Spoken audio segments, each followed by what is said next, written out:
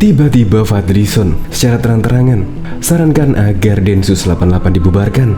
Jawaban netizen ini yang sangat unik sekali. Jika saran Fadlizon ingin membubarkan Densus 88, berarti Densus 88 ini sudah bertindak di jalur yang benar.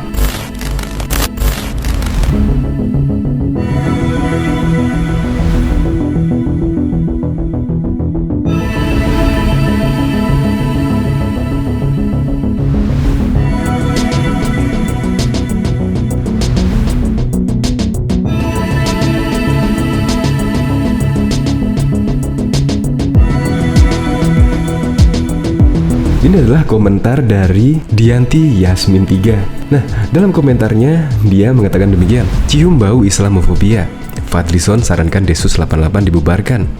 Nah, kalau Zongki dan kawan-kawan protes, artinya Densus 88 sudah di jalan yang benar. Densus 88 mengamankan Indonesia dari teroris, bukan kayak lu yang mendukung teroris. Diketahui juga pada waktu itu, pada waktu Densus menangkap Munarman, tweet dari Fadlizon juga kayaknya memprotes lah. Kalau Densus 88 menangkap Munarman adalah kurang kerjaan, kan lucu. Padahal Densus 88 itu menurut saya tindakannya itu adalah untuk menyelamatkan Indonesia ya dari berbagai macam ancaman lah. Menurut saya malah bagus kalau bisa Densus 88 ditambah lagi personilnya agar bisa mengamankan di seluruh Indonesia.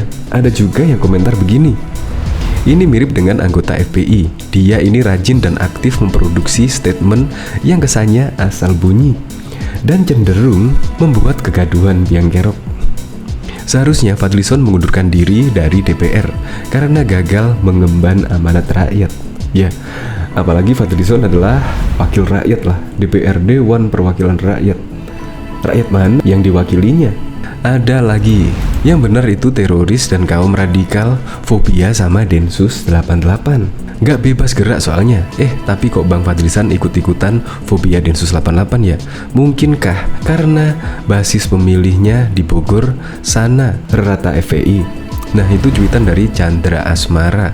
Aneh ya kalau Fadlizon mengomentari jika Densus 88 dibubarkan. Untuk lebih lengkapnya simak berita berikut ini. Good News Indonesia.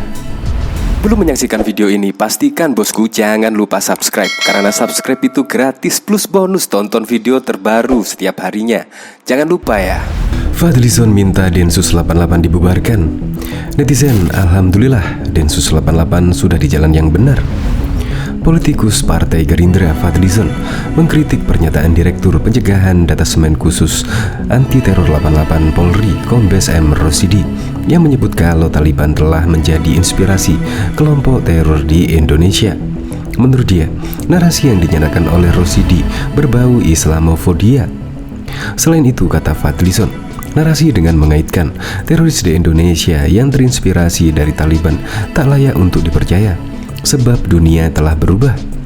Fadlizon pun menyarankan agar Satuan Pemberantasan Teroris di Indonesia itu lebih baik dibubarkan jika narasi yang dibuat berbau Islamofobia. Narasi semacam ini tak akan dipercaya rakyat lagi. Berbau Islamofobia, kata Fadlizon. Dunia sudah berubah. Sebaiknya Densus 88 ini dibubarkan saja, sambungnya sebagaimana dikutip dari pikiranrakyat.com dari akun Twitter Fadlizon pada Rabu 6 Oktober 2021. Lebih lanjut, kata Fadlizon, tindak tanduk yang berbau teroris memang wajib untuk diberantas hingga ke akar. Namun, bukan berarti narasi-narasi di samping itu dijadikan bahan dagangan utama. Teroris memang harus diberantas, tapi jangan dijadikan komoditas, ucap Fadlizon. Sebelumnya Kombes M. Rosidi mengatakan bahwa kemenangan Taliban menguasai Afghanistan telah menginspirasi kelompok teroris di Indonesia. Euforia kemenangan Taliban ini dapat membawa dampak terhadap keberadaan kelompok teror di Indonesia. Paling tidak dapat dijadikan sebagai sarana propaganda mereka, ujarnya dalam diskusi dari pada Selasa 5 Oktober 2021. Bukan tanpa alasan, Rosidi mengatakan bahwa kelompok teroris di Indonesia banyak yang memakai narasi kemenangan Taliban sebagai propaganda. Rosidi menerangkan bahwa jaringan teroris di Indonesia kerap mengungkit Taliban yang akhirnya memegang kendali Afghanistan usai diduduki Amerika Serikat selama puluhan tahun. Rosidi bicara. Demikian merujuk dari hasil pemeriksaan terhadap anggota Jemaah Islamiyah yang ditangkap. Dalam interogasi terhadap salah satu pimpinan Jemaah Islamiyah yang beberapa waktu lalu kita tangkap, di mana dia dalam ceramahnya menyampaikan kepada jemaahnya untuk terus istiqomah sebagaimana yang dilakukan oleh Taliban, ujar Rosidi. Diketahui juga Wakil Ketua Umum Partai Gerindra Fadlizon mengaku tidak percaya dengan tuduhan kasus teroris yang dilayangkan polisi terhadap ex-Sekretaris Umum Front Pembela Islam, Munarman. Menurutnya, tuduhan itu mengada-ngada dan kurang kerjaan. Fadli menyampaikan hal tersebut lewat akun Twitter pribadinya Fadlizon. Saya mengenal baik Munarman dan saya tidak percaya dengan tuduhan itu. Sungguh mengada-ngada dan kurang kerjaan, ujar Fadli lewat akun Twitter miliknya, seperti dikutip dari cnnindonesia.com pada Rabu 27 April yang lalu.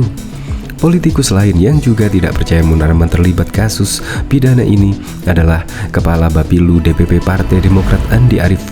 Dia tidak percaya Munarman terlibat tindakan seperti itu yang dituduhkan kepolisian.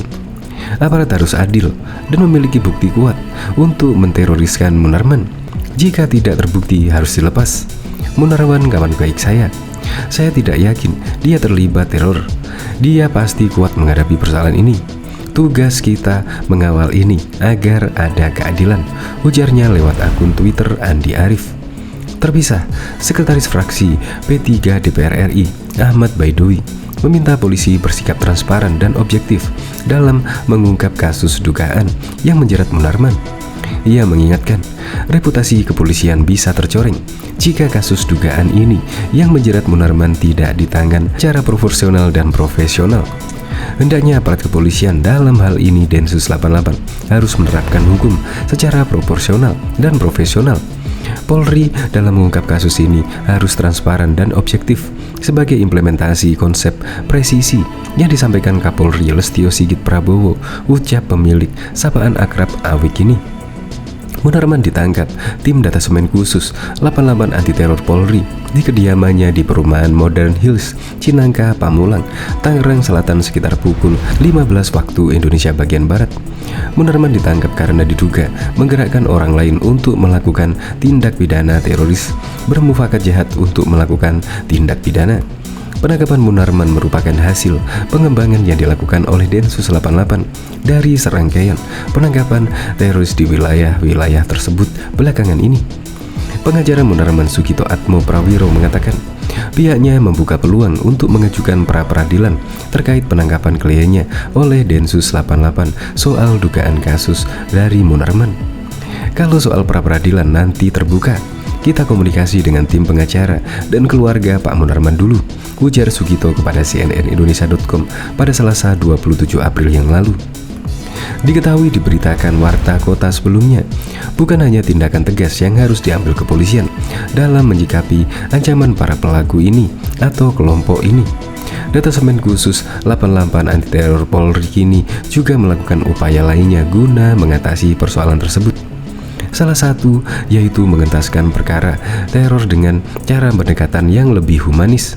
Kepala Densus 88 anti teror Polri Irjen Martinus Hukom mengatakan pendekatan humanis dilakukan selain juga dengan cara represif dalam mengatasi teroris ini.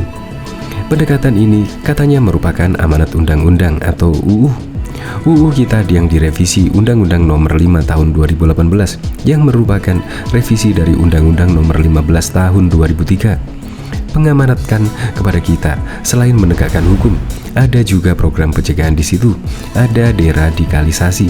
Jadi hukum kita sudah mengamanatkan itu.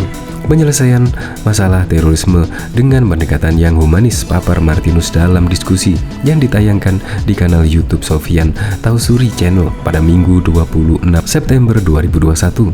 Selain itu, kata Martinus, pendekatan yang lebih humanis dilakukan Densus lantaran kejahatan berbeda dengan jenis kejahatan yang lainnya.